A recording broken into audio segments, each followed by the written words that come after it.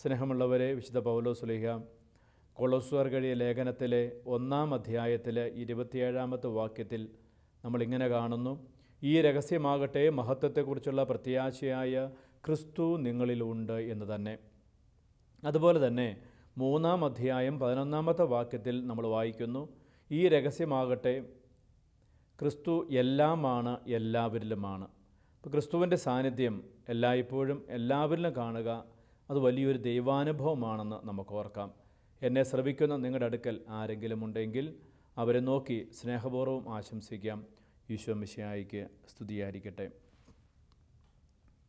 പ്രിയമുള്ളവരെ, സുവിശേഷങ്ങളിലെ ഈശോ ഒത്തിരിയധികം ഉപമകൾ പറഞ്ഞിട്ടുണ്ട്. അതിലെ ഒരു പ്രധാനപ്പെട്ട മനോഹരമായ ഒരു ഉപമയാണ് വിശുദ്ധ ലൂക്കായുടെ സുവിശേഷം 16-ാം അധ്യായത്തിൽ 19 മുതൽ നമ്മൾ കാണുന്നത്. ധനവാനും ലാസറും. ഈ ധനവാനും ലാസറും അന്നത്തെ കാലഘട്ടത്തിൻ്റെ പ്രതിനിധിയാണ്. ഇന്നത്തെ കാലത്തും അത്തരത്തിലുള്ള സ്വഭാവമുള്ളവർ ജീവിച്ചിരിപ്പുണ്ട്. ഒരുപക്ഷെ ഈ രണ്ട് വ്യക്തിത്വങ്ങളുടെയും വ്യത്യസ്തങ്ങളായ ഭാവങ്ങൾ എൻ്റെയും നിങ്ങളുടെ ഉള്ളിൽ പലപ്പോഴും ഉണ്ടാകാറുണ്ട് എന്നുള്ള സത്യം തന്നെയാണ്. അതുകൊണ്ട് ഈശോ അന്ന് പറഞ്ഞ് തീർന്നുപോയ ഒരു ഉപമയുടെ ഭാഗമല്ല, മറിച്ച് ഇന്നും ജീവിക്കുന്ന, ഇന്നും യാഥാർത്ഥ്യമായിക്കൊണ്ടിരിക്കുന്ന വ്യക്തിത്വങ്ങളാണ് ഈ ഉപമയിൽ നമ്മൾ കാണുന്നത്. 19-ാമത്തെ വാക്യത്തിൽ ആരംഭത്തിൽ നമ്മൾ ഇങ്ങനെയാണ് കാണുക, വായിക്കുക: ഒരു ധനവാൻ ഉണ്ടായിരുന്നു. അവൻ ചമന്ന പട്ടും മൃദുല വസ്ത്രങ്ങളും ധരിക്കുകയും എന്നും സുഭിക്ഷമായി ഭക്ഷിച്ച് ആനന്ദിക്കുകയും ചെയ്തിരുന്നു. അപ്പോൾ ചമന്ന പട്ടും മൃദുല വസ്ത്രങ്ങളും ഒരു രാജകീയ പ്രൗഢിയുടെ അടയാളമാണ് നമുക്ക് ഓർക്കാം. രാജകീയമായ സ്വഭാവങ്ങൾ, അധികാരമുണ്ടെങ്കിൽ സ്വാഭാവികമായിട്ടും സമ്പത്തും മറ്റും അതിനോട് ചേരാറുണ്ട്. എല്ലാ കാലത്തും സമ്പത്തുള്ളവർക്ക് മിക്കവാറും അധികാരം ഉണ്ടായിരിക്കും. അധികാരമുള്ളവർ സമ്പത്തും നേടാറുണ്ട്. അപ്പം അതുകൊണ്ട് തന്നെ ഇന്നത്തെ ആളുകളും പക്ഷെ നമ്മളും ഇത്തരത്തിൽ ഒന്നെങ്കിൽ അധികാരം, അല്ലെ അതിനോട് ചേർന്ന് സമ്പത്ത്, സുഖസൗകര്യങ്ങൾ, ആർഭാടങ്ങൾ, ഇതൊക്കെ ആഗ്രഹിക്കുന്നവരാണ് ജീവിതത്തിൽ. എന്ന് പറഞ്ഞാൽ ഈ ധനവാൻ എൻ്റെ സ്വഭാവത്തിൽ, നിങ്ങളുടെ സ്വഭാവത്തിൽ ഇടയ്ക്കൊക്കെ പതുങ്ങിയിരിപ്പുണ്ട്, ഒളിച്ചിരിപ്പുണ്ടെന്നുള്ളത് സത്യം തന്നെയാണ്. 20-ാമത്തെ വാക്യത്തിൽ ലാസറിനെക്കുറിച്ച് ഈശോ പറയുന്നത് ഇങ്ങനെയാണ്: അവൻ്റെ പടിവാതിൽക്കൽ ലാസർ എന്നൊരു ദരിദ്രൻ കിടന്നിരുന്നു. അവൻ്റെ ശരീരം വ്രണങ്ങൾ കൊണ്ട് നിറഞ്ഞിരുന്നു. ധനവാൻ്റെ മേശയിൽ നിന്ന് വീണിരുന്നവയെ കൊണ്ട് വിശപ്പടക്കുവാൻ അവൻ ആഗ്രഹിച്ചു. നായ്ക്കൾ വന്ന് അവൻ്റെ വ്രണങ്ങൾ നക്കിയിരുന്നു. ഇതാണ് ഈ ലാസറിൻ്റെ അവസ്ഥ. ഭക്ഷിക്കാൻ സ്വന്തമായിട്ടൊന്നുമില്ല, അന്യൻ്റെ ഉച്ഛിഷ്ടം ഭക്ഷിച്ച് ജീവിക്കേണ്ട ഒരവസ്ഥ. പിന്നെ കൂടെയുള്ളത് നായ്ക്കളാണ്. ശരീരം മുഴുവൻ വ്രണബാധിതമാണ്. ആ വ്രണങ്ങളെ നായ്ക്കൾ നക്കി തുടയ്ക്കുന്നു. എന്തൊരു പരിതാപകരമായ അവസ്ഥയാണ് ആ മനുഷ്യനുണ്ടായിരുന്നത് എന്നാണ് ഇത് സൂചിപ്പിക്കുക. ഒരു പ്രത്യേകത നമ്മൾ ഓർക്കേണ്ടത്, ഈശോ പറഞ്ഞ നിരവധിയായ ഉപമകളിൽ ഒരു കഥാപാത്രത്തിന് പോലും ഈശോ പേര് കൊടുത്തിട്ടില്ല. എന്നാൽ ഇവിടെ ഈ ദരിദ്രനായ മനുഷ്യന് ഈശോ പേര് കൊടുത്തു, ലാസർ എന്ന് പറഞ്ഞ് ഈശോയുടെ ഉപമകളിൽ പേര് ചൊല്ലി വിളിക്കപ്പെട്ട ഏക മനുഷ്യൻ ഈ ലാസറാണ്. ആ പേരിന് ഒരർത്ഥവും കൂടി ഉണ്ടെന്ന് നമുക്ക് ഓർക്കാം: ദൈവം രക്ഷിക്കുന്നു. പട്ടികൾ വന്ന് വ്രണം നക്കിത്തുടയ്ക്കുന്ന ഒരു മനുഷ്യനെ ദൈവം രക്ഷിക്കുന്നു. ധനവാൻ്റെ ഉച്ഛിഷ്ടം മാത്രം ഭക്ഷിച്ച് ജീവിക്കുന്ന ഒരു മനുഷ്യനെ ദൈവം രക്ഷിക്കുന്നു. അത് ഇന്നത്തെ ലോകത്ത് എത്രമാത്രം സ്വീകാര്യമാണെന്നുള്ള സംശയമാണ്. ഇങ്ങനെയുള്ളവർ ദൈവം രക്ഷിക്കുമെന്നുള്ള സംശയത്തിലാണ് മനുഷ്യനിരിക്കുന്നതും. അപ്പോൾ ദൈവത്തിൻ്റെ രക്ഷ ആവശ്യമുള്ളവർ ഇത്തരത്തിലുള്ളവരാണെങ്കിലും കുഴപ്പമൊന്നുമില്ല. എന്നാൽ ദരിദ്രൻ, ശരീരം മുഴുവൻ വ്രണമായവൻ, എല്ലാം കൊണ്ട് അവഗണിക്കപ്പെട്ടവൻ, എങ്കിലും ദൈവം അവനെ പേര് ചൊല്ലി വിളിക്കുന്നുണ്ട്. പ്രിയപ്പെട്ടവരെ, ഒരുപക്ഷെ നമ്മുടെ ജീവിതത്തിലും ഇത്തരത്തിലുള്ള ചില അനുഭവങ്ങൾ, അവസ്ഥകൾ സംഭവിച്ചിട്ടുണ്ട്. അവിടെ ദൈവം നമ്മളെ വിളിക്കുന്നതായിട്ട് ഒട്ടുമിക്കപ്പോഴും കേൾക്കാൻ പറ്റിയിട്ടില്ല. കാരണം നമ്മൾ അതിൻ്റെ ഭാരം ചുമന്ന് സങ്കടപ്പെട്ട് അസ്വസ്ഥപ്പെട്ട് കഴിയുകയാണ്. പക്ഷെ ദൈവത്തിൻ്റെ നിലപാട് കൃത്യമാണ്. ഈശോ അത് വെളിപ്പെടുത്തുന്നു. ഇപ്പോൾ ഈ ഉപമയിലെ രണ്ട് കഥാപാത്രങ്ങളും വളരെ വ്യത്യസ്തങ്ങളായ വൈരുദ്ധ്യം നിറഞ്ഞ സ്വഭാവരീതിയും ജീവിതാന്തസ്സും ജീവിതാവസ്ഥയുമുള്ളവരാണ്. മരണശേഷവും ഈ വൈരുദ്ധ്യം തുടരുകയാണ്. ഈ ലോകത്തിലായിരിക്കുമ്പോൾ എല്ലാവിധ സുഖങ്ങളും സൗകര്യങ്ങളും അനുഭവിച്ച മനുഷ്യൻ ധനവാനാണെന്ന് നമുക്കറിയാം. മരണശേഷം അയാൾ അനുഭവിക്കുന്നതോ ഏറ്റവും ദുഷ്കരമായ അവസ്ഥയും. ഈ ലോകത്ത് ജീവിച്ചപ്പോൾ ഈശോ പറയുന്നത് പോലെ എല്ലാവിധ കഷ്ടപ്പാടും അവഗണനയും അനുഭവിച്ച മനുഷ്യൻ മരണശേഷമോ നിത്യമായ സൗഭാഗ്യത്തിൽ സുഖസൗകര്യത്തിൽ എന്ന് വേണം നമുക്ക് കാണുവാൻ. അപ്പം അതുകൊണ്ട് നമ്മൾ ഈ ലോകത്തിലായിരിക്കുമ്പോൾ അനുഭവിക്കുന്നത് എന്താണ്, ആഗ്രഹിക്കുന്നത് എന്താണ് എന്ന് കൂടെ കൂടെ ആത്മശോധന ചെയ്യുന്നത് നല്ലതാണ്. നമ്മുടെ ജീവിതത്തിനുള്ള താക്കീത് കൂടിയാണ് ഇത് എന്നോർക്കാം. വിശുദ്ധ ജോൺ ക്രിസോസ്റ്റം ഈ ഭാഗത്തെക്കുറിച്ച് പറയുന്നത്, നിങ്ങൾ ആര് തന്നെയാണെങ്കിലും ധനികൻ്റെ പടിവാതിൽക്കൽ പരിത്യക്താവസ്ഥയിൽ കിടക്കുന്ന ആ മനുഷ്യനെ കണ്ടു. ഇപ്പോൾ അവൻ അബ്രാഹത്തിൻ്റെ മടിത്തട്ടിൽ തേജോപൂർണനായി ശോഭിക്കുന്നു. അവൻ്റെ വ്രണബാധിതമായ കാലുകളിൽ നായ്ക്കൾ നക്കിക്കൊണ്ടിരിക്കുന്ന നിലയിൽ അവനെ നിങ്ങൾ കണ്ടു. ഇപ്പോൾ മാരാകമാരാൽ പരിസേവിതനായി നിൽക്കുന്ന അവനെ ഓർത്തു നോക്കൂ. അന്ന് അവൻ വിശപ്പ് കൊണ്ട് വലയുകയായിരുന്നു. ഇന്ന് അവന് ഇല്ലാത്തതായി ഒന്നുമില്ല. അന്ന് പീഡിപ്പിക്കപ്പെട്ടവൻ ഇന്ന് സമ്മാനിതൻ. ഇതാണ് ഏതൊരു വ്യക്തിയുടെ ജീവിതത്തിൽ സംഭവിക്കാൻ പോകുന്നത്. നമ്മൾ ഇന്ന് ഈ ലോകത്ത് ജീവിച്ചിരിക്കുമ്പോൾ എന്തെല്ലാം ആസ്വദിച്ചു, എന്തെല്ലാം അനുഭവിച്ചു, എന്തിനു വേണ്ടിയെല്ലാം ജീവിച്ചു എന്നുള്ള ചോദ്യം തന്നെയാണ്. ആ ചോദ്യത്തിന് ഉത്തരം അന്വേഷിക്കുമ്പോൾ ഇതിന് ശേഷമുള്ള ജീവിതത്തിൽ എന്താണ് നമ്മൾ തേടുന്നത്?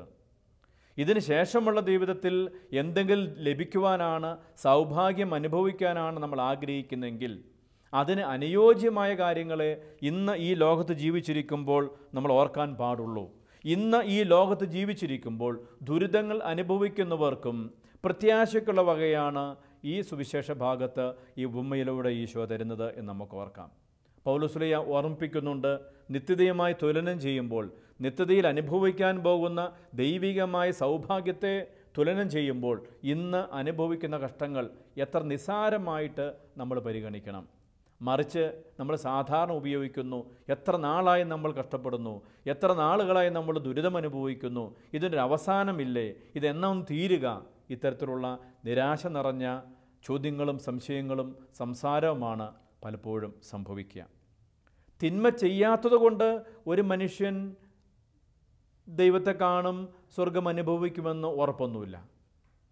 എന്നാൽ നന്മ ചെയ്തില്ലെങ്കിൽ മിക്കവാറും ആ മനുഷ്യൻ നിത്യനരകത്തിലേക്ക് പോവുകയാണ് ചെയ്യുക. ചിലപ്പോൾ നമ്മൾ ചിന്തിക്കാറുണ്ട്, പറയാറുണ്ട്, നല്ലതിനും ചീത്തയ്ക്കുമില്ല, എന്നാ വേണേലാകട്ടെ, ഞാൻ ഇങ്ങനെയേ ഉള്ളൂ, ഞാൻ ആരെ ഉപദ്രവിക്കാൻ പോകുന്നില്ല. അത് വളരെ പാസീവായിട്ടുള്ള നമ്മുടെ നിലപാടാണ്. ആരെങ്കിലും ഉപദ്രവിച്ചോ ഇല്ലയോ എന്നുള്ളതുപരിയായിട്ട് ആർക്കെങ്കിലും നന്മ ചെയ്തോ എന്നുള്ളതാണ്. പാപം ചെയ്തില്ല എന്നതുപരിയായിട്ട് നന്മ ചെയ്യുവാൻ നമുക്ക് സാധിച്ചോ എന്നുള്ളത് പ്രധാനപ്പെട്ട ഒരു കാര്യം തന്നെയാണ്. വ്രണം നിറഞ്ഞ ശരീരത്തോടു കൂടിയ ഈ ദരിദ്രനായ മനുഷ്യനെ തൻ്റെ പടിവാതിൽക്കൽ കടക്കുവാൻ അനുവദിച്ച് തന്നെ ഇയാളുടെ ഒരു അനുകമ്പയായിട്ട് വേണമെങ്കിൽ പരിഗണിക്കാം. നമ്മളിൽ എത്ര പേര് നമ്മുടെ വീടിൻ്റെ മുമ്പിൽ, നമ്മുടെ വീടിൻ്റെ ഗേറ്റിൻ്റെ മുമ്പിൽ ഇത്തരത്തിലുള്ളൊരു മനുഷ്യൻ വന്ന് കടന്നാൽ അവിടെ കടക്കാൻ അനുവദിക്കുമോ? രണ്ടാമത്തത്, ഈ മനുഷ്യൻ്റെ ഒരു അനുകമ്പ എന്ന് പറയുന്നത് മരിച്ചു കഴിയുമ്പോൾ അബ്രാഹത്തോട് ആവശ്യപ്പെടുന്നതാണ്. ലാസറിനെ അയച്ചിട്ട് എൻ്റെ സഹോദരന്മാർക്ക് ഒരു മുന്നറിയിപ്പ് കൊടുക്കുക. ഇപ്പോൾ തൻ്റെ സഹോദരന്മാരെ രക്ഷിക്കാനുള്ള ഒരു റെക്കമെൻഡേഷൻ നടത്തുകയാണ് ഈ ധനവാൻ മരിച്ചതിന് ശേഷം എന്നോർക്കാം. കാരണം തനിക്ക് കിട്ടിയ സൗകര്യങ്ങൾ തൻ്റെ സുഖത്തിന് വേണ്ടിയുള്ള ദൈവാനുഗ്രഹമായിട്ട് അയാൾ ധരിച്ചു. ലാസറിൻ്റെ കഷ്ടപ്പാട്, രോഗങ്ങളും അതും വിധിയായിട്ട് അയാൾ പരിഗണിച്ചു. അതുകൊണ്ട് തൻ്റെ ജീവിതം പരമാവധി ആസ്വാദികരമായി തീർക്കാൻ ശ്രമിച്ച മനുഷ്യനാണ്. താൻ മറ്റുള്ളവരോട് കാണിക്കേണ്ട മാനുഷികമായ പരിഗണന ഈ ഒരു അത്യാവശ്യമായി അയാൾക്ക് തോന്നിയിട്ടില്ല. പ്രിയപ്പെട്ടവർ, നമ്മളും ചിലപ്പോൾ ചിന്തിക്കാറുണ്ട്, ദൈവം എന്നെ അനുഗ്രഹിച്ചു, ദൈവം എനിക്കെല്ലാം തന്നു, ഞാൻ സന്തോഷമായിട്ട് ജീവിക്കുന്നു, ദൈവത്തിന് നന്ദി, പ്രൈസ് ദി ലോർഡ്, ഇതൊക്കെ പറയുന്ന കാര്യമാണ്, കുഴപ്പമൊന്നുമില്ല. എന്നാൽ നമ്മൾ എത്ര പേര് ചിന്തിക്കാറുണ്ട്, ദൈവം ഇതെനിക്ക് തന്നിട്ടുണ്ടെങ്കിൽ അത് വേറെ ചിലർക്ക് വേണ്ടി കൂടിയുള്ളതാണ്. ദൈവം എന്നെ ഈ രീതിയിൽ അനുഗ്രഹിച്ചിട്ടുണ്ടെങ്കിൽ അത് എനിക്ക് ഏത് രീതിയിൽ ഉപയോഗിക്കാനോ എൻ്റെ ജീവിതം കൂടുതൽ ആസ്വാദികരമാക്കി തീർക്കാനോ മാത്രമല്ല, അതിലുപരിയായിട്ട് ഇല്ലാത്തവർ, വേദനിക്കുന്നവർ, കഷ്ടപ്പെടുന്നവർക്ക് വേണ്ടി കൊടുക്കാനുള്ള ദൈവമേൽപ്പിച്ചതാണ് എൻ്റെ സമ്പത്തും എൻ്റെ സൗകര്യങ്ങളും എൻ്റെ കഴിവുകളും എൻ്റെ ബുദ്ധിയും എൻ്റെ ശേഷിയുമെന്ന് എപ്പോൾ എന്ന് എത്ര പേർക്ക് മനസ്സിലാകുന്നുണ്ട്? അപ്പോൾ ഒരു വിധത്തിൽ ഈ ധനവാൻ കാണിച്ച പല ആനുകൂല്യങ്ങൾ, ഔദാര്യങ്ങൾ, അതുപോലും അയാളുടെ അവസാനം അയാളുടെ രക്ഷയ്ക്ക് വേണ്ടി വന്നിട്ടില്ല എന്നോർക്കണം. 1979 നമ്മുടെ പ്രിയപ്പെട്ട ജോൺ ബോൾ രണ്ടാം മാർപ്പാപ്പ അമേരിക്ക സന്ദർശിച്ചപ്പോൾ അദ്ദേഹത്തിൻ്റെ പ്രസംഗത്തിൽ അദ്ദേഹം ചില കാര്യങ്ങൾ സൂചിപ്പിച്ചു. നിങ്ങളുടെ മേശകളിൽ നിന്ന് വീഴുന്ന അപ്പക്കഷ്ണങ്ങൾ കൊണ്ട് തൃപ്തി അടയേണ്ടവരല്ല ദരിദ്രർ. 20-ാം നൂറ്റാണ്ടിലെ ലാസർമാർ നിങ്ങളുടെ കവാടത്തിൽ നിൽക്കുമ്പോൾ സമ്പത്ത് ദൂർത്തടിക്കാൻ നിങ്ങൾക്ക് അവകാശമില്ല. നിങ്ങളുടെ ഫ്രിഡ്ജിൽ അമിതമായി സൂക്ഷിച്ചു വച്ചിരിക്കുന്ന ഭക്ഷണം നിൻ്റേതല്ല, വിശക്കുന്നതിൻ്റേതാണ്. നീ ഉപയോഗിക്കാതെ വച്ചിരിക്കുന്ന വസ്ത്രങ്ങൾ വസ്ത്രമില്ലാത്തവൻ്റേതാണ്. മാർപ്പാപ്പ പറയുന്നത് പോലെ എൻ്റെയും നിങ്ങളുടെയും ജീവിത സാഹചര്യങ്ങളിൽ എത്രയോ ലാസറുമാരെ നമ്മൾ കണ്ടിട്ടും കാണാതെ പോയിട്ടുണ്ട്. ഒരുപക്ഷെ ഈ ധനവാൻ കാണിച്ച അല്പസ്വല്പം ഔദാര്യം നമ്മളും ചിലരോട് കാണിച്ചിട്ടുണ്ടാകാം. എന്നാൽ നമ്മുടെ ഔദാര്യം പറ്റേണ്ടവരല്ല അവർ, മറിച്ച് ദൈവത്തിൻ്റെ അവകാശത്തിൽ പങ്കുചേരേണ്ടവരാണ് നമ്മൾ ഈ പറയുന്ന ലാസർമാർ എന്ന് ഓർക്കാം. ലാസർ ഭക്ഷണം കഴിക്കുന്നു, ധനവാൻ്റെ മേശയിൽ നിന്ന് വീഴുന്നത് ഭക്ഷിക്കുകയാണ്. പണ്ട് കാലത്ത് ഈ സ്പൂണും ഫോർക്കും ഒന്നുമില്ല, നമുക്കറിയാം. പിന്നെ കൈ തുടയ്ക്കാൻ പ്രത്യേകിച്ച് പേപ്പറുകളൊന്നുമില്ല. അതുകൊണ്ട് സാധാരണ വലിയ ധനാഢ്യന്മാരായ ആളുകൾ അക്കാലത്ത് ഭക്ഷണം കഴിച്ച് ഇടയ്ക്കൊക്കെ ഒന്ന് കൈ തുടക്കണമെങ്കിൽ റൊട്ടിയുടെ കഷ്ണം എടുത്ത് തുടയ്ക്കും, എന്നിട്ടത് വലിച്ചെറിയും. അത് വേലക്കാർ കളക്ട് ചെയ്ത് വീടിന് പുറത്തു കൊണ്ടുവിടും. ഇങ്ങനെ എറിഞ്ഞു കളയുന്ന, ഇങ്ങനെ ആർക്കും വേണ്ടാതെ വലിച്ചെറിയുന്ന ഈ അപ്പം കഴിക്കുവാൻ, ഈ റൊട്ടി കഴിക്കുവാൻ ചുറ്റുപാടുള്ള നായ്ക്കൾ ഓടിക്കൂടും. അതിനുകൂടെ ഈ മനുഷ്യനും കിടപ്പുണ്ട്. ഇതിനിടയിലെ ലാസർ കിടക്കുന്നത്. ലാസറിനെ മൃഗതുല്യമായി കണ്ടു എന്നുള്ളതാണ് ഈ ധനവാൻ്റെ ഒരു ഗൗരവമായ തിന്മ എന്ന് പറയുന്നത്. മനുഷ്യനായി പരിഗണിച്ചിട്ടില്ല. ഇന്നും ഒരുപക്ഷെ സമൂഹത്തിൽ കാണുന്ന ഗൗരവതരമായ ഒരു കുറ്റം എന്ന് പറയുന്നത്, തിന്മ എന്ന് പറയുന്നത്, മറ്റുള്ളവരെ മനുഷ്യനായി പരിഗണിക്കാതെ മൃഗമായിട്ട് പരിഗണിക്കുന്ന ഏറ്റവും പരിതാപകരമായ അവസ്ഥയുണ്ട്. അത്തരത്തിലുള്ളവർക്ക് കിട്ടുന്ന ശിക്ഷയെക്കുറിച്ച് തന്നെയാണ് ഈ ഉപമ സൂചിപ്പിക്കുന്നതും. ഈ ധനവാൻ്റെ ആത്മാവ് ഞാൻ സൂചിപ്പിച്ചതുപോലെ നമ്മുടെ ഉള്ളിൽ പലപ്പോഴും വസിക്കുന്നു. നമ്മൾ എത്രയോ പേരെ എത്രയോ പ്രാവശ്യം മനുഷ്യനല്ലാത്ത രീതിയിൽ നമ്മൾ കണ്ടിട്ടുണ്ട്. മാനുഷികമായ പരിഗണനയോ മാനുഷികമായ ശ്രദ്ധയോ കൊടുക്കാതെ എത്രയോ പേരെ അവഗണിച്ചിട്ടുണ്ട്. ഒരുപക്ഷെ അത് നിങ്ങളുടെ വീട്ടിൽ നിങ്ങളുടെ ജീവിത പങ്കാളിയോടുള്ള നിങ്ങളുടെ പ്രവർത്തനങ്ങളോ നിങ്ങളുടെ സംസാരമായിരിക്കാം. ഒരുപക്ഷെ വൃദ്ധരായ ആളുകളോട്, ചിലപ്പോൾ മാതാപിതാക്കളോട്, കൂടെ ജോലി ചെയ്യുന്നവരോട്, ചിലപ്പോൾ മക്കളോട് കാണിക്കുന്ന അവഗണനയായിരിക്കാം. മൃഗതുല്യമായ രീതിയിൽ പെരുമാറുക. നരകമാണ് അതിൻ്റെ അവസാനം കിട്ടുന്ന സ്ഥലം എന്ന് ഈശോ ഉറപ്പിച്ച് പറയുക. വിദ്യാഭ്യാസത്തിൻ്റെ പേരിൽ, സമ്പത്തിൻ്റെ പേരിൽ, ശേഷിയുടെ പേരിൽ മറ്റുള്ളവരെ അവഗണിക്കുന്ന ആളുകൾ ഉണ്ട് എന്ന് നമുക്ക് ഓർക്കാം. നമ്മളത് ചെയ്യാറുണ്ട്. ഇതൊരു മനോഭാവമാണ്. സമ്പത്തിൻ്റെ മാത്രം കാര്യമല്ല, ഇത് മനസ്സിൻ്റെ, നമ്മുടെ നിലപാടിൻ്റെ ഒരവസ്ഥയാണ്. മറ്റുള്ളവരോട് നമ്മൾ എങ്ങനെ പെരുമാറുന്നുള്ളത്. വിശുദ്ധ മത്തായിയുടെ സുവിശേഷം 18-ാം അധ്യായത്തിൽ 10-11 തിരുവചനത്തിൽ ഈശോ പറയുകയാണ്, ഈ ചെറിയവരിൽ ആരെയും നിന്ദിക്കാതിരിക്കാൻ സൂക്ഷിച്ചുകൊള്ളുക. സ്വർഗത്തിൽ അവരുടെ ദൂതന്മാർ എൻ്റെ സ്വർഗസ്ഥനായ പിതാവിൻ്റെ മുഖം എപ്പോഴും ദർശിച്ചുകൊണ്ടിരിക്കുകയാണെന്ന് ഞാൻ നിങ്ങളോട് പറയുന്നു. അപ്പം നമ്മൾ ആരെയെല്ലാം അവഗണിക്കുന്നുണ്ടോ, നമ്മൾ ആരെയെല്ലാം ഉപേക്ഷിക്കുന്നുണ്ടോ, നമ്മൾ ആരെയെല്ലാം തള്ളിക്കളയുന്നുണ്ടോ, പല രീതിയിലും പല കാരണങ്ങളാലും, അവിടെ എല്ലാം ദൂതന്മാർ ദൈവത്തിൻ്റെ മുഖം ദർശിക്കുന്നതുകൊണ്ട് സൂക്ഷിക്കുക ഓരോരുത്തരുമുള്ള നമ്മുടെ പെരുമാറ്റത്തെക്കുറിച്ച്. ഈ ക്രിസ്തു എല്ലാമാണ് എല്ലാവരിലുമാണ് എന്ന് കൂടെ ഞാൻ പറയാറുണ്ട്. 2011 മുതൽ ഷാലോമിൽ വചനം തിരുവചനം എന്ന ശുശ്രൂഷയിൽ ചെയ്യുന്നുണ്ട്. ധ്യാനിപ്പിക്കാൻ പോകാറുണ്ട്. അവിടെയൊക്കെ പ്രധാനമായിട്ടും ഞാൻ എംഫസൈസ് ചെയ്യുന്ന ഒരു പോയിൻ്റ് ക്രിസ്തുവിൻ്റെ സാന്നിധ്യം എല്ലാവരിലും ഉണ്ട് എന്ന ഒരു കാര്യമാണ്. അത് പറയുന്നുണ്ടെങ്കിലും പലപ്പോഴും എൻ്റെ ജീവിതത്തിൽ മറ്റുള്ളവരിൽ ആ സാന്നിധ്യം കാണാൻ പറ്റാതെ പോയിട്ടുമുണ്ട്. ഒരിക്കൽ അച്ഛന്മാരെ ധ്യാനിപ്പിക്കുന്ന സമയം റിട്ടയർഡ് വൈദികരെ ധ്യാനിപ്പിക്കുകയാണ്. 2 ബാച്ചുണ്ട്. അതിൽ ആദ്യത്തെ ബാച്ചിൻ്റെ ധ്യാനം നടക്കുന്ന സമയത്ത് ഞാനൊന്ന് കുമ്പസാരിക്കണമെന്ന് എനിക്ക് തോന്നി. ഞാൻ അച്ഛൻ്റെ അടുത്ത് പോയി മുട്ടുകുത്തി കുമ്പസാരം തുടങ്ങി. കുമ്പസാര മധ്യേ ഞാൻ എൻ്റെ പാപങ്ങൾ പറയുന്ന കൂടെ ഒരു പാപം പറഞ്ഞു. അപ്പോൾ എൻ്റെ പാപം എനിക്ക് പറയാം, അതുകൊണ്ട് കുഴപ്പമൊന്നുമില്ല. അതിതായിരുന്നു, എൻ്റെ അടുക്കൽ സഹായം തേടി വന്നവരെ ഞാൻ വേണ്ട രീതിയിൽ പരിഗണിച്ചില്ല. ഇതാണ് ഞാൻ പറഞ്ഞ ഒരു പാപം. ഇത് കേട്ടപാടെ എൻ്റെ കുമ്പസാരം കേൾക്കുന്ന അച്ഛൻ കരയാൻ തുടങ്ങി. അപ്പം ഞാനോർത്ത്, ഈ അച്ഛൻ എന്ത് പറ്റി? ഇപ്പോൾ ഇത് വലിയ ഗൗരവമുള്ള പാപമൊന്നുമല്ലല്ലോ.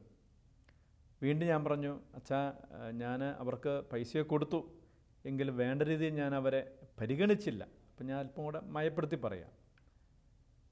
അച്ഛൻ പിന്നെയും കരഞ്ഞുകൊണ്ടിരിക്കുക. ശരിക്കും അച്ഛൻ്റെ കണ്ണിൽ നിന്ന് കണ്ണുനീര് ഒഴുകിക്കൊണ്ടിരിക്കുക. അപ്പം ഞാനോർത്ത്, ഞാനിനി പറഞ്ഞതിൽ വേറെ എന്തെങ്കിലും പ്രശ്നം ഉണ്ടായോ? ഞാൻ ഇത്രയല്ലേ പറഞ്ഞുള്ളൂ. വീണ്ടും ഞാൻ ഒന്നും കൂടെ പറഞ്ഞു, ഞാൻ അവർക്കൊക്കെ ഇച്ചിരി പൈസയൊക്കെ കൊടുത്തു, എങ്കിലും ഞാൻ വേണ്ട രീതിയിൽ പരിഗണിച്ചില്ല എന്ന് പറഞ്ഞു. അപ്പോൾ ഈ അച്ഛൻ എന്തുകൊണ്ട് കരയുന്നു എനിക്ക് മനസ്സിലായില്ല. വീണ്ടും ഇങ്ങനെ പറഞ്ഞപ്പോൾ അച്ഛൻ ഉടനെ എന്നോട് പറഞ്ഞു, അച്ഛാ, അത് ഈശോയായിരുന്നു, അത് ഈശോയായിരുന്നു. ആർക്കും ഒന്നും കൊടുക്കാതെ വിട്ടിട്ടില്ല സാധാരണഗതിയിൽ. എങ്കിൽ തന്നെയും ചിലപ്പോഴൊക്കെ എൻ്റെ സ്വഭാവത്തിന് പ്രത്യേകതയാണ്. അല്പം അഹങ്കാരമോ തൻ്റെ ഇടമൊക്കെ കാണിച്ചുകൊണ്ട് നമ്മൾ വലിയ ആളാണ്, നമ്മുടെ കൊച്ചുരയുണ്ട്, കൊടുക്കാമെന്ന ധാരണയിലൊക്കെയാണ്. അപ്പോൾ ഏതായാലും അത് കുറവാണെന്ന് എനിക്ക് മനസ്സിലായിരുന്നു. പക്ഷേ അച്ഛനീ കരുതുന്ന പോലെ അത് ഈശോ വന്നോ എന്നൊരു ധാരണ എനിക്കില്ലായിരുന്നു. ഒരു പക്ഷേ പ്രിയപ്പെട്ടവരെ, നമ്മുടെ മുമ്പിൽ വന്ന് സഹായം തേടുന്നവരോ നമ്മുടെ സഹായത്തിന് അവകാശമുള്ളവരും അർഹതയുള്ളവരുമായ ആളുകൾ ഈശോയാണെന്ന് എപ്പോഴെങ്കിലും നമ്മൾ ഓർത്തിട്ടുണ്ടോ ആവോ?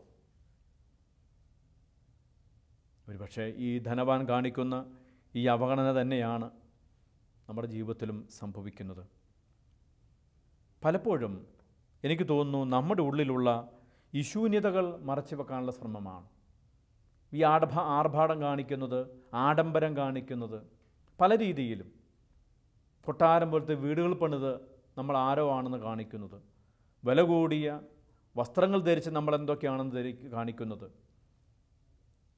ആഡംബരം നിറഞ്ഞ വലിയ വാഹനങ്ങൾ വാങ്ങിച്ചു കൂട്ടി നമ്മളതിലെന്തൊക്കെയോ ഉണ്ടെന്ന് കാണിക്കുന്നത് ശുദ്ധ മണ്ടത്തരമെന്ന് തന്നെ ഞാൻ കരുതുന്നത്. ഉള്ളിലൊന്നുമില്ലാത്ത മനുഷ്യനാണ്, ഉള്ളിൽ ഒരു ആത്മീയതയും ഇല്ലാത്ത വ്യക്തിയാണ്. അപ്പം അതുകൊണ്ട് ഭൗതികമായി എന്തെല്ലാമോ വാങ്ങിക്കൂട്ടി വാരിക്കൂട്ടി നമ്മുടെ ഇല്ലായ്മകളെ, ആത്മീയമായ ഇല്ലായ്മകളെ, ശുഷ്കമായ അവസ്ഥയെ മറച്ചു വെക്കുവാനും വേറെ എന്തൊക്കെയാണെന്ന് കാണിക്കുവാനുമുള്ള തിരക്കിലാണ് മനുഷ്യൻ ഓടിക്കൊണ്ടിരിക്കുന്നത്.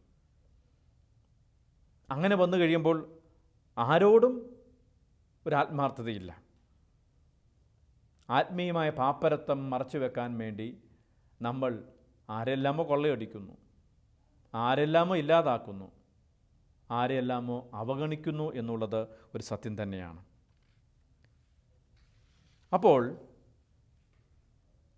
ഈശോ ഈ ഉപമയിലൂടെ മനുഷ്യൻ്റെ ഈ പൊള്ളത്തരങ്ങളെ കാണിച്ചു തരികയാണ്. കാരണം നമ്മുടെ ചിന്ത മുഴുവനും ഈ ലോകം കൊണ്ട് പരിമിതപ്പെട്ട് കിടക്കുന്ന ഒരു കാഴ്ചപ്പാടാണെങ്കിൽ ഈശോ ഇതിന് ശേഷമുള്ള കാഴ്ചയും കൂടെ നമുക്ക് കാണിച്ചു തരികയാണ്. ഇവിടം കൊണ്ട് മാത്രം കണ്ടാൽ പോരാ, ഇതിനു ശേഷവും എന്തൊക്കെയോ പ്രത്യേകതകളുണ്ട്, അതും കൂടെ കാണണം. ആ വ്യത്യാസമാണ് ധനവാനിലും ലാസറിലും നമ്മൾ കാണുന്നത്. അപ്പം അതുകൊണ്ട് ഈ ഒരു അന്ധകാരം നിറഞ്ഞ കാഴ്ചപ്പാടുകളെ മാറ്റി ദൈവികമായ വെളിച്ചം നമ്മുടെ ഉള്ളിലേക്ക് വരണം. ഈ ലോകത്തിൻ്റെ ആകർഷണങ്ങളിൽപ്പെട്ട് ജീവിക്കുന്ന വ്യക്തികൾക്ക് ഇതിന് ശേഷമുള്ളതിനെക്കുറിച്ച് ഒരു വെളിച്ചവുമില്ല. അതുകൊണ്ട് തന്നെ ഇതിൽ അവർ മൂടപ്പെട്ട് ഇരിക്കുകയാണ്. ഒരുപക്ഷെ ഈ മൂടുപടമോ ഈ അന്ധതയോ ഈ അന്ധകാരമോ എൻ്റെയും നിങ്ങളുടെയും ഹൃദയത്തിൽ വളരെ കട്ട പിടിച്ച് കിടക്കുന്നതുകൊണ്ടാണ് നമുക്ക് നിത്യതയെക്കുറിച്ചുള്ള ആഗ്രഹമോ ആ നിത്യരക്ഷയുടെ കാര്യങ്ങളോ നമ്മൾ ശ്രദ്ധിക്കാത്തത്. ഇവിടെയുള്ള എന്തിനൊക്കെ വേണ്ടി നമ്മൾ നിൽക്കുന്നു. ഇനി പാതാളത്തിൽ കിടക്കുന്ന അല്ലെങ്കിൽ നരകയാതന അനുഭവിക്കുന്ന ഈ ധനവാൻ തല ഉയർത്തി അബ്രാഹത്തോട് ചോദിക്കുന്നൊരു ചോദ്യം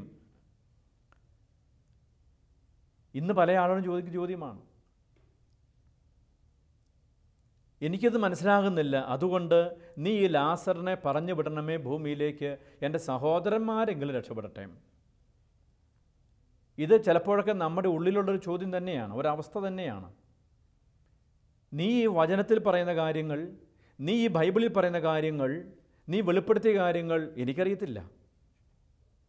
അതനുസരിച്ച് എൻ്റെ ജീവിതം ക്രമപ്പെടുത്തുവാൻ ഇത് പോരാ, കുറച്ചുകൂടി തെളിവ് എനിക്ക് തരണം, കുറച്ചുകൂടി അടയാളങ്ങൾ എനിക്ക് തരണം. ഞാൻ ഈ ഇടയ്ക്കൊക്കെ ഇങ്ങനെ ചിന്തിക്കാറുണ്ട്. ദൈവമേ, പണ്ട് കാലത്ത് മനുഷ്യനോട് എന്ത് പറഞ്ഞാലും അവർ പെട്ടെന്ന് വിശ്വസിച്ച് അവർ ജീവിതം നവീകരിക്കുമായിരുന്നു. ഇന്ന് മനുഷ്യന് ഭയങ്കര ബുദ്ധിയാണ്. അതുകൊണ്ട് ഈ ബൈബിളിലെ കാര്യങ്ങൾ, ചില ദൈവിക കാര്യങ്ങൾ പറയുമ്പോൾ മനുഷ്യൻ്റെ ബുദ്ധി കൊണ്ട് അത് ഗ്രഹിക്കാൻ പറ്റുന്നില്ല. അതുകൊണ്ട് നീ ആരെയെങ്കിലും അയക്കണമേ, അത്യധികമായി ബുദ്ധിയുള്ള വ്യക്തി, എന്തിനും ഏതിനും ഉത്തരം കൊടുക്കാൻ പറ്റുന്ന വ്യക്തി എന്നൊക്കെ ഞാൻ എൻ്റെ മനസ്സ് ചിന്തിച്ചിട്ടുണ്ട്. ഈ പറയുന്ന കാര്യങ്ങൾ, ഇതിൽ പറഞ്ഞ കാര്യങ്ങൾ ഗ്രഹിക്കാൻ പറ്റുന്നില്ല.